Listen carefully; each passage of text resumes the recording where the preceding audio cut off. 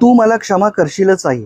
यावर्षी मातृदिनाच्या माझ्या सर्व शुभेच्छा, प्रार्थना अगदी तुझ्या वाट्याच्या सुद्धा मी देणार आहे माझ्या भारत मातेसाठी, आपल्या भारत मातेसाठी. आपल्या हिंदुस्थानावर युद्ध परिस्थिती ओढावलेली आहे. नापाक अधर्मीयांनी आपल्या देशावर, धर्मावरच नाही तर अगदी आपल्या वर्मावर घाला घातलाय.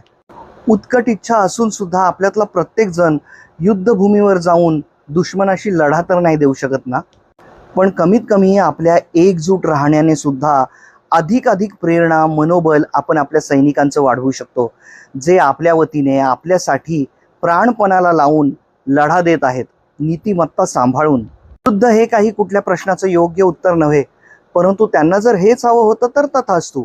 पाकिस्तान, भोग आता तुझ्या कर्माची फळं. यावर्षी मातृदिनाच्या निमित्ताने कृतज्ञ व्हायचं, शुभकामना द्यायच्या, उपवास धरायचे, प्रार्थना करायच्या, तर सर्व आपल्या मातृभूमीसाठीच आणि तिच्या रक्षणकर्त्यांसाठी. जननी जन्मभूमीश्च स्वर्गादपि गरियसी. यावर्षी हॅपी मदर्स डे नव्हे तर वंदे मातरम म्हणायचं.